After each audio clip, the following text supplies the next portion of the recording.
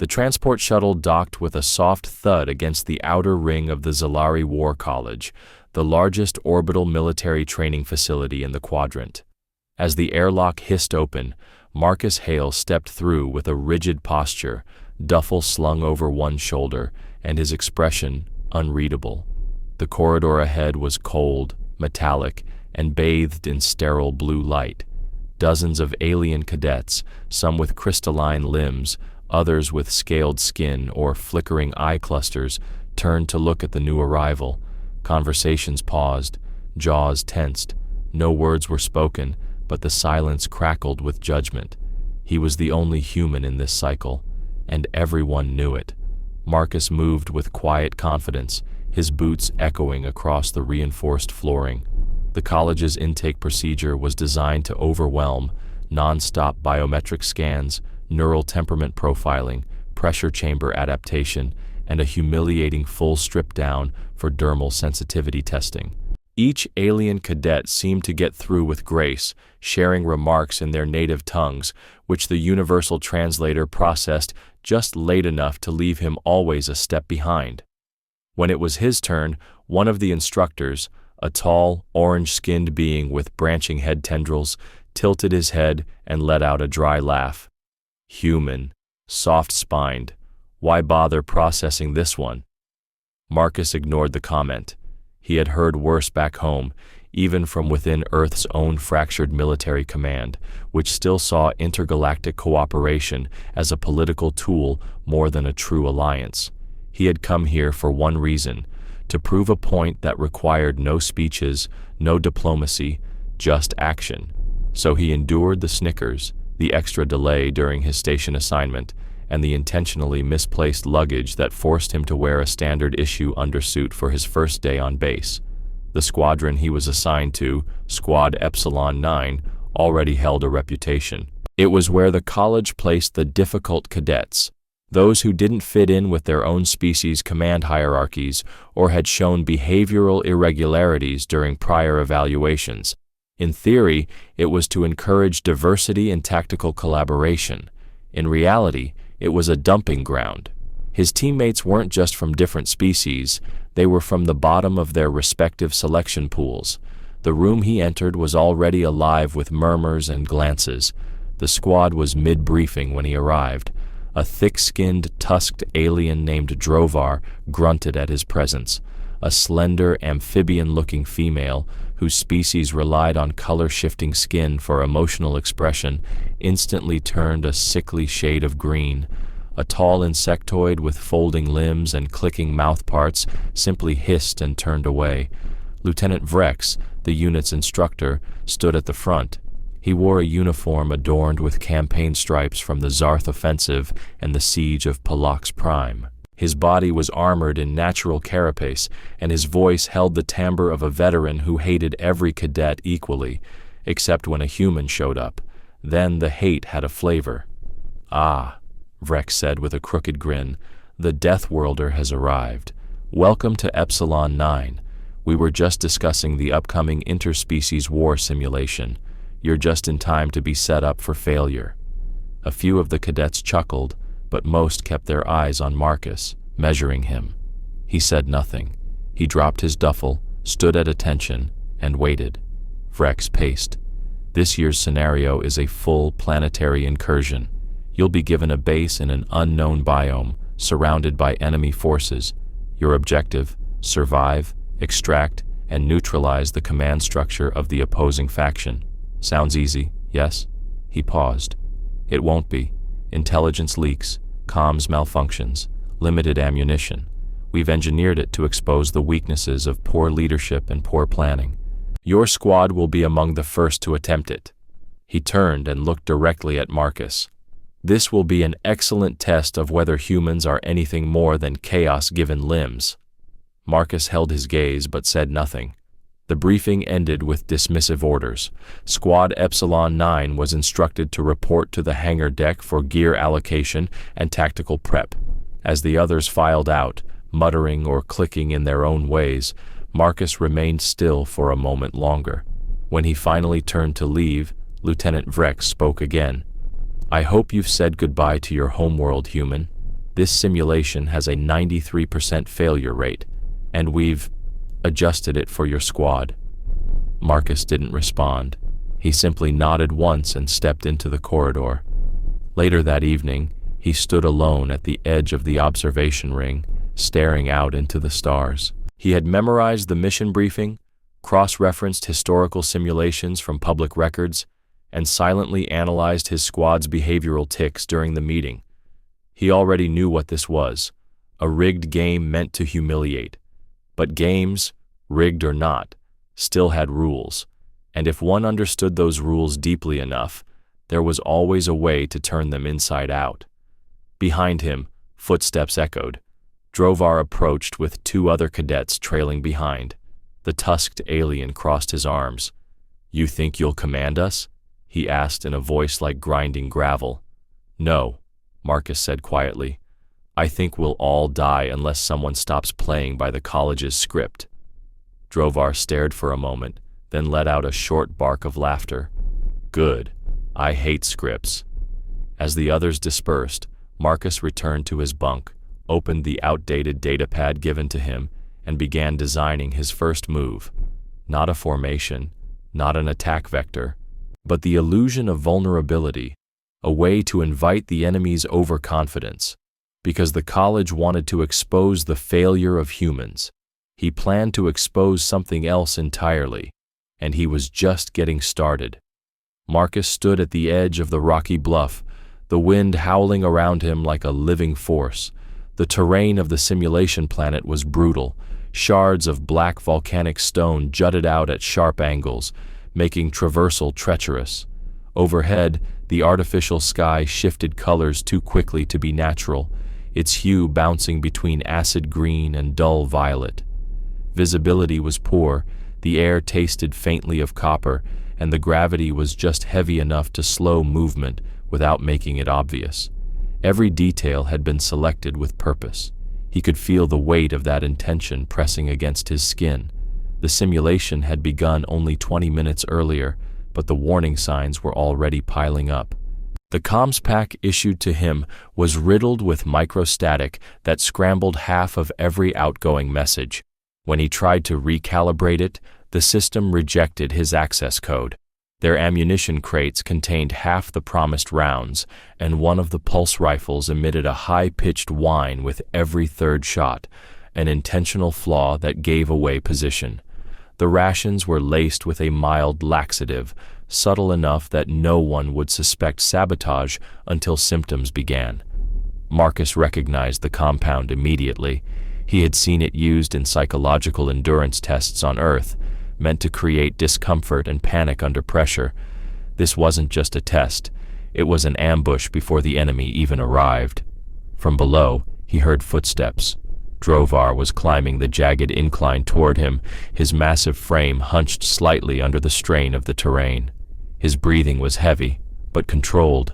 Behind him followed Liran, the amphibian female who communicated mostly through color shifts and chirps, and Kyrex, the insectoid with narrow silver eyes and a twitching mandible.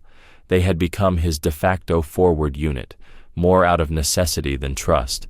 Drovar scowled as he reached the top. "Comms are fried, gears garbage, and someone's been pinging our position every 6 minutes.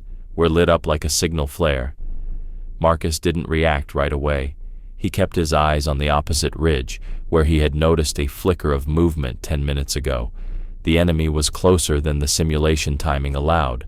According to the mission parameters, initial contact wasn't scheduled for another 40 minutes, but he could already see the shimmer of camo fields blinking into partial visibility. Someone on the inside had given the opposing team a head start and positional data. "Positions," Marcus said flatly. Liran blinked her reflective eyes and shifted to a color resembling deep rust. Confusion. Kyrex clicked. "Positions? We're about to be overrun." "No," Marcus said. "We're about to set the bait." The squad hesitated. Even Drovar looked like he wanted to argue. But something in Marcus's voice, something measured and cold, cut through the uncertainty. Drovar grunted and signaled the others to follow. Marcus mapped out a crescent formation along the ledge. He used the failing comms gear to send bursts of static in specific rhythmic patterns, primitive Morse analogs. No encryption, just noise, but it would appear as panicked signals to anyone intercepting them. He punctuated the final burst with a deliberate false message. Squad retreating south. Command broken. He wanted the enemy to think they had already begun to unravel. By the time the first barrage hit, the squad was already buried inside 2 collapsed rock spires. The incoming fire came from plasma arc rifles, non-lethal in simulation, but forceful enough to knock a cadet unconscious if struck clean. The rocks around them shattered in white sparks and flickering warning bursts. Kyrex adjusted his carapace against the wall, antennae twitching. "They're not probing, they're hunting," Marcus nodded. "Because they believe we're weak." Liren let out a soft chirp, her skin fading into a deep navy hue that meant skepticism. Marcus reached for the terrain pad strapped to his leg. It displayed topographical anomalies, real-time mapping based on seismic feedback. He pinpointed 3 vibration sources moving in tandem, sweeping in a curve to flank them. He traced the likely path of movement and circled a narrow gully between 2 magnetic ore spikes. "There," he said. "Liren, I want you in that gully. Flash your skin like you're panicking. Make it obvious. Draw them in." Her skin flushed orange in protest, but Marcus locked eyes with her. "They think you're soft. Let them keep thinking it." After a long pause, she nodded and darted down the slope with elegant speed. Kyrex moved next, scaling the outcropping with rapid, clacking motions. He positioned himself above the gully, mandibles twitching with anticipation. Drovar crouched beside Marcus, watching. "You're using her as bait." "No," Marcus replied. "I'm using their arrogance." 3 minutes later, the trap snapped shut. The enemy squad, 4 heavily armored cadets from the Volak species, emerged from stealth as they closed in on Liran.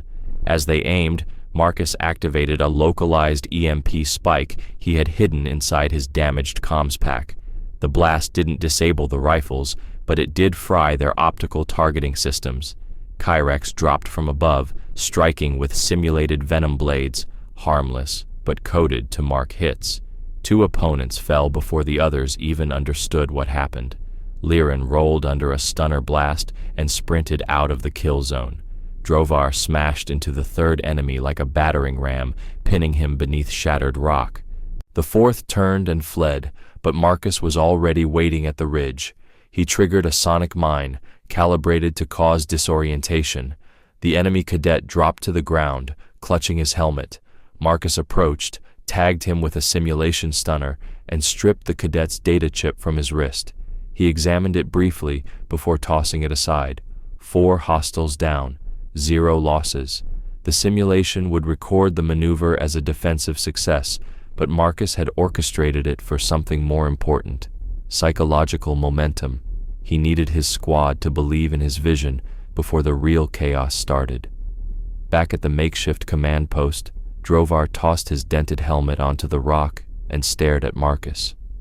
"You knew they were coming, before we saw them." Marcus nodded. "Because I would have sent them early if I was the one in charge." Kyrex tilted his head. "You think like them." "No," Marcus said. "I think ahead of them." The team fell silent. Liren crouched nearby, her skin shifting through calm gradients. Even the air felt different now, charged, alert. Marcus reviewed the terrain map again. He marked supply drops that had been accidentally placed outside of safe zones. He cataloged drone patterns that followed his team too closely. Every piece of the board was stacked against them, but the more obvious the sabotage became, the easier it was to predict. That night, he sat alone by the synthetic campfire, its heatless orange glow casting shadows across the jagged stone. He opened the wrist console recovered from the fallen enemy cadet. The command orders on the device had been modified manually, bypassing protocol, proof that the simulation had been tampered with from above. Marcus saved a copy into his encrypted personal storage. He didn't plan to report it. He planned to use it, because the only thing more dangerous than a rigged system was someone who learned how to exploit its cracks. And Marcus Hale intended to burn the simulation to the ground, one perfect maneuver at a time. Marcus lay flat on the obsidian ridge as pre-dawn twilight filtered in through the simulation sky. The distant screeches of nocturnal predators echoed faintly across the basin below, but his mind filtered them out as background noise. He was watching the patterns, the movement trails, timing intervals, fallback paths of the second enemy squad. After extracting and decrypting the altered command orders from the previous cadet's console, he had predicted a counterstrike, and here it was. The second squad was more cautious. They moved with a measured pace, scanning every outcropping, checking for mines and traps. But their caution was deceptive. Underneath it was overconfidence, a belief that the last team had simply been incompetent. That belief was a weakness Marcus could exploit. He activated his optical overlay and traced the footprints left in the mineral-rich dirt. The squad followed a textbook flanking maneuver, arcing wide and attempting to pressure from multiple angles. He drew the projected path on his wrist console and zoomed in on a small cluster of geothermal vents positioned along the right slope. The heat rising from them wasn't dangerous to humans, but it played havoc with certain alien species' visual receptors. He noted the positioning and smiled faintly. Behind him, Kyrex emerged from the darkness, limbs folding inward to reduce his silhouette. His mandibles clicked softly, a low signal indicating readiness. Marcus didn't turn. "You positioned the reflectors?" Kyrex replied with 2 chirps and a click. "Affirmative." "Good. Wait for my mark." Below, the enemy squad split into pairs. One moved through the shadows to the left ridge, the other made their way through the vent cluster. Just as Marcus had hoped, he signaled Drovar, who was hidden in a small cave at the foot of the cliff, his bulk shielded by jagged stone. Drovar tapped twice on the rock in acknowledgement.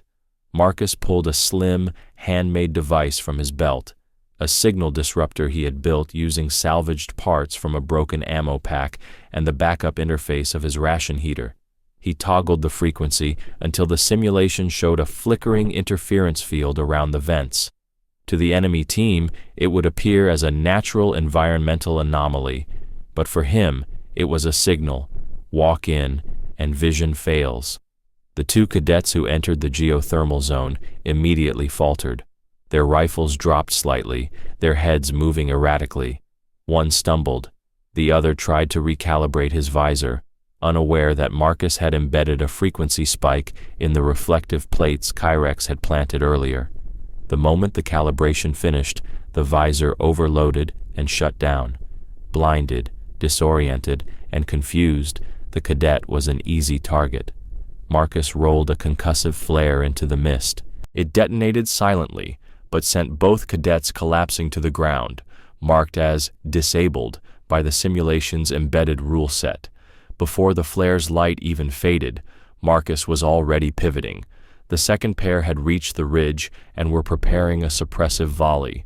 He calculated the angle, cross-checked it with the wind data, then snapped his fingers twice. A flash charge hidden in the nearby shrub ignited. It wasn't lethal, but it produced an aggressive burst of sound and white light. The cadets ducked instinctively, just as Kyrex launched himself from the cliff's edge. The insectoid cadet landed hard, striking with coordinated precision. The first enemy collapsed, tagged out instantly. The second tried to recover, but Marcus was already beside him, pressing the muzzle of a sim weapon to the alien's throat. The simulation blinked red. The hit registered. Marcus stepped back as the score updated. 4 more opponents eliminated, his own team untouched.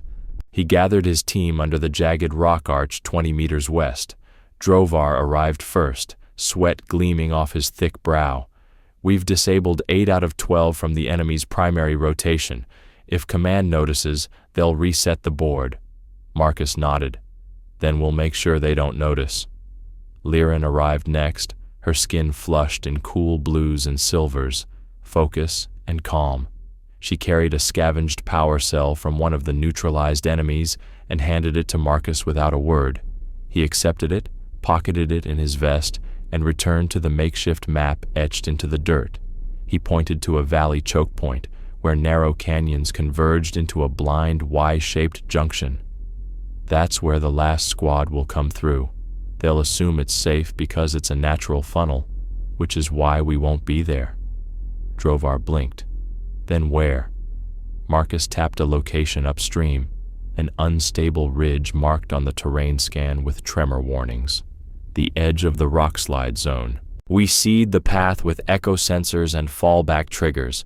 We let them chase what looks like a retreating Liran. Then we drop the ridge on top of them. Kyrex cocked his head. Collapse the slope? With vibration spikes and carefully placed thermal charges, I can build both with what we've collected. Liran's skin shifted to yellow. Caution. I know it's risky, Marcus said, but it's also decisive. We win with one move. We force the simulation's end. Drovar grunted. You really want this over? Marcus met his eyes. Number I want it won. For the next hour, the squad moved with surgical precision. Marcus built his charges using micro-welders and stripped wires, hiding them under loose rock along the slope's fault line. Liran took a longer path around the ridge, preparing to bait the final squad. Kyrex deployed the echo sensors that would register footfall patterns and trigger the sequence at Marcus's signal. The sun, or whatever the simulation rendered as sunlight, had risen halfway across the false sky dome when the trap was finally set. From his perch atop the boulder, Marcus could see the shimmer of the enemy's final team, larger, more aggressive, equipped with better armor and tactical drones. As expected, they surged into the canyon, scanning for movement. Liran broke from cover at the perfect moment, running as though injured. The squad chased. Marcus waited, counting the seconds as they entered the kill zone. Then he tapped the detonator. The charges exploded in sequence, not with force, but with calculated vibration. The ridge groaned. Rocks trembled, then gave way. A wall of debris crashed into the canyon, burying the enemy team in simulated rubble. Sensors flashed, all opponents tagged as disabled. Mission complete. Silence followed. Not even wind stirred.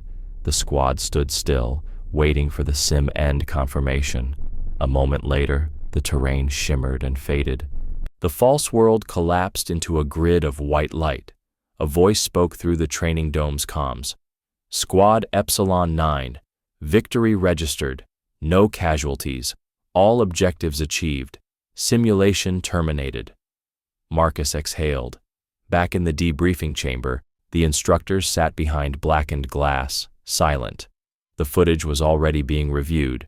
Protocol dictated that such success required immediate investigation. Marcus knew what they'd find. Precision, efficiency, no cheating. Only understanding the game too well for it to remain rigged. Lieutenant Vrex entered last, his expression unreadable, his voice clipped. Unexpected, but not impossible. He looked directly at Marcus. You redefined the parameters. You didn't just win, you rewrote the battle. Marcus said nothing. He didn't need to. The record spoke for him. As the rest of the squad filtered out, nodding to him in quiet acknowledgement, Marcus stood alone at the center of the chamber. He opened his console, reviewing the logs. He didn't celebrate. He calculated, because the simulation was over, but the war for perception had just begun. Marcus sat at the edge of the observation chamber in complete silence, his elbows resting on his knees, his fingers steepled beneath his chin. The simulated terrain was gone, replaced with the cool glow of overhead lights and the low hum of power conduits running through the station's walls. Every surface in the debriefing dome felt designed to amplify stillness. It was not a place where victories were applauded, it was where they were dissected, and Marcus knew exactly what was coming. The instructors hadn't spoken to him directly since the simulation ended. A security officer escorted him from the simulation floor to a private chamber without offering explanation. He wasn't under arrest, at least not formally, but his access credentials had been frozen and his squad mates had been separated from him immediately after termination protocol initiated. That told him everything he needed to know. His success had triggered a flag. A side door hissed open, and Lieutenant Vrex stepped inside, followed by two senior strategy officers. One was an old Vrinian male with deep orange eyes that glowed faintly, his long digits clasped behind his back. The other was a Zalari female, thin and reed-like, wearing the ceremonial black of the Ethics Oversight Council. Her gaze never left Marcus as she entered. "Cadet Hale," Vrex said, voice devoid of hostility now, but not yet respectful.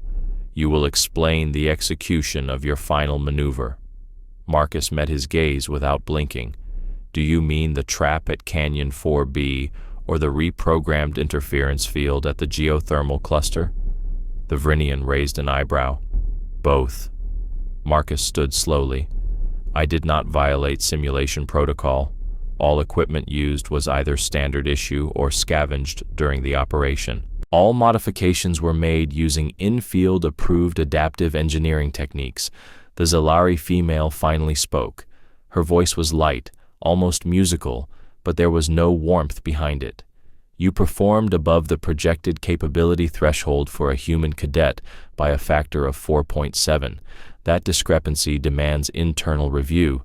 We suspect that your outcome has skewed the current assessment framework for interspecies tactical viability." Marcus's lips tightened into a subtle, restrained line. "Are you asking if I cheated?" "No," she said calmly. "We are asking if you represent a statistical anomaly or a threat." Marcus took a breath and straightened his shoulders. "I used logic, pattern recognition, environmental manipulation, and basic principles of asymmetric warfare. None of those are threats, unless someone fears their system is built on predictability." Vrex narrowed his eyes slightly. "You used your own squad as pieces on a board. You made them execute risky maneuvers based on calculations you didn't share in full." Marcus nodded once. "Because I needed them to respond to the enemy, not follow my script. If they had memorized the plan, they would have tried to anticipate me. Instead, they trusted me, and I earned that trust by never wasting them." The Vrinian spoke again, this time more slowly. "Your simulation record will be archived for further review, but for now, your squad has been reassigned. Epsilon 9 no longer exists." Marcus felt a subtle ripple in his chest, something like betrayal or maybe inevitability. He had known this was coming. Still, the words struck him with quiet force. "I want access to them," Marcus said. "I want to know where they're going." "That's classified," the Zalari said. "So you break apart a team that succeeded beyond any precedent and bury the pieces?" "It is not about burying," Vrex replied. "It is about preventing disruption. What you accomplished was impressive, but it cannot be repeated without consequences." Marcus's voice dropped half an octave. "Are you afraid others might learn how to win?" There was a moment of silence, a rare one. No one answered. The session ended with a formal notation in the Academy's simulation archive. Marcus's name was listed under the scenario with a footnote. "Unorthodox outcome under investigation." No commendation, no mention of the perfect squad survival, just a cold, bureaucratic stamp of discomfort. He returned to his quarters to find his room half emptied. His squad mates' bunks had been cleared, their personal effects erased, like they had never existed. Marcus sat on his own bunk for a while, staring at the wall. Then he turned on the embedded console and opened a new command shell. If the War College refused to acknowledge his win, then he would force them to understand it. Over the next 2 days, he disappeared into the system, quietly, methodically.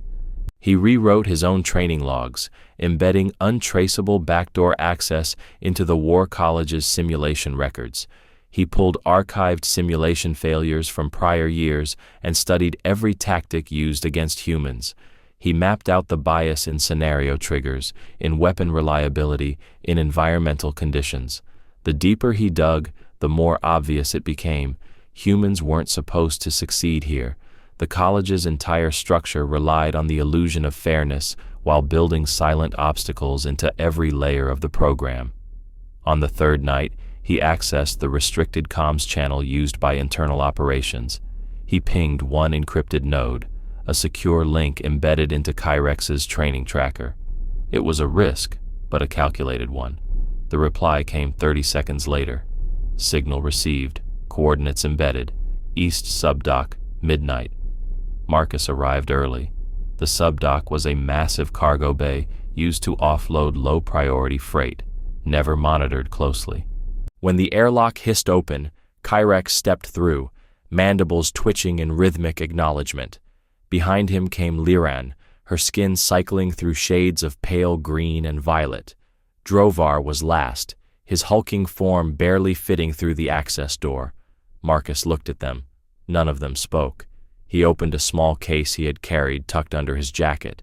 Inside were copies of the simulation footage, annotated with his tactical breakdowns. He handed it to Drovar. "They're trying to bury us," Marcus said. "But this is how we break the system. Not by shouting, by showing." Drovar grinned. "About time." Kyrex clicked low and slow. Agreement. Liran flashed a deep crimson, a mark of defiance. "We don't run," Marcus said. "We don't hide. We make ourselves so useful that erasing us becomes impossible. We don't fight the college. We make the college change around us." Drovar leaned back. "You want us to become part of the machine." Marcus shook his head. "I want us to become the part that rewrites the machine from within." From that night forward, everything changed. Marcus began volunteering for advanced theory courses, cross-species joint ops simulations, and collaborative wargaming. He let others see his mind work, just enough to plant the seeds. Soon, instructors stopped mocking and started asking questions. Cadets from other squads began seeking him out, requesting guidance. He didn't lead loudly, he led precisely.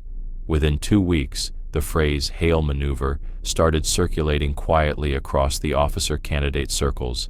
By the end of the month, the instructors began using his simulation as a case study, without his name, but the cadets remembered, and so did the system. It had bent around him, and now it was beginning to break. Marcus moved through the War College corridors with quiet precision, passing cadets and officers who now looked at him differently. Some offered nods, others simply stepped aside. No one laughed anymore. No one whispered insults. Even Lieutenant Vrex had started greeting him with a neutral tone, neither contemptuous nor respectful. It was the tone used for someone too useful to oppose, but too dangerous to embrace. Marcus had become an institutional contradiction, proof that the system had gaps, and worse, that a human had slipped through them. In the weeks following the simulation, his influence expanded faster than command could contain it. He didn't recruit openly. He didn't hold meetings or give speeches. Instead, he answered questions. He mapped alternative strategies in the mess hall on napkins. He pointed out weak points in exercises without being asked. Cadets from rival species began sending him encrypted messages asking for review on their own simulations. He responded to all of them, but only with questions that forced them to think harder, not with solutions. He taught by pushing others to discover what he already knew, that systems bend if enough pressure is applied at the right angles. One evening, he received a silent visit from the Zalari ethics officer who had interrogated him after the simulation. She entered his quarters without introduction, uninvited, her slender silhouette casting a long shadow across the polished floor. She didn't sit. She studied him while he continued assembling a low-voltage jammer out of scraps. "You understand what you are doing to the college," she said after a long pause. He didn't look up. "Making it better. You are making it unstable. Only for those who depended on it staying rigged." She watched him finish soldering a small diode into place. "The curriculum committee has voted to introduce your tactics into next season's command protocols." Marcus raised an eyebrow slightly. "Without credit?" "With credit, but not prominence."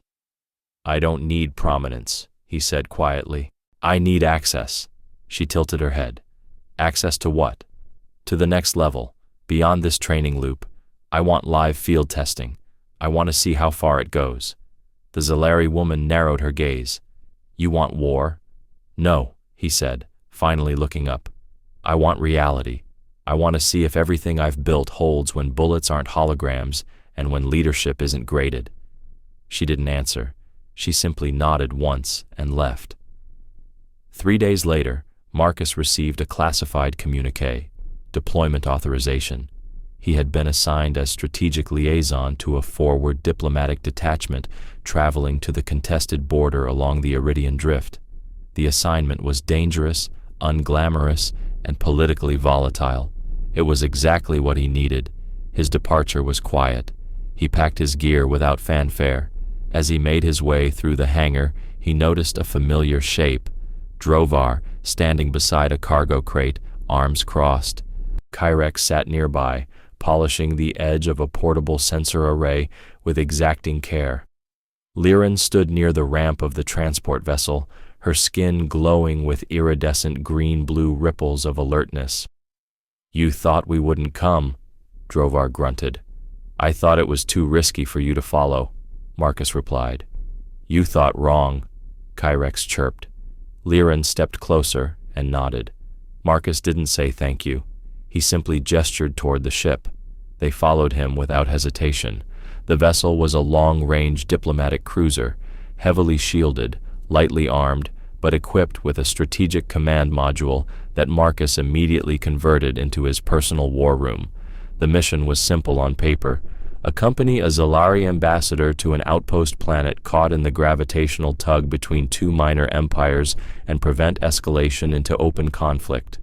In practice, it was a powder keg, and everyone knew it. Upon arrival, Marcus wasted no time analyzing the terrain, the local power structures, and the distribution of influence between factions. He pinpointed weak links in both diplomatic and supply chains. He redrew defensive perimeters, issued decentralized command authority to the local forces, and implemented a silent communication network using analog signal relays to avoid interception. He rewrote the entire operational doctrine of the base in 72 hours. When the first wave of tension erupted, an assassination of a minor official blamed on the humans, Marcus didn't wait for chaos to take hold. He used the event to trigger a controlled false retreat, exposing a hidden weapons depot placed by the aggressor species. The reveal shifted blame, forced a diplomatic retreat, and prevented retaliation. His tactics saved hundreds of lives, and yet he never fired a shot. Weeks passed. His name began surfacing in internal reports. Senior military advisors from multiple species sent discreet inquiries, not about his loyalty, but about his methods. He had become something worse than a threat. He had become a model. Back on the War College, a new simulation series was announced. Variable Response Scenarios, HAIL Protocol. His former instructors denied it publicly, but cadets knew. His methods were already circulating on black market training decks, copied from footage he had once shared only with Drovar and Liran. One evening aboard the diplomatic vessel, as Marcus reviewed surveillance logs from a nearby relay station, Liran sat beside him without a word. Her skin pulsed with a quiet rhythm, thoughtfulness tinged with fatigue. You've changed things, she said. Marcus didn't look away from the screen. Not enough. She touched his wrist gently. You've changed us. He paused, then shut off the screen.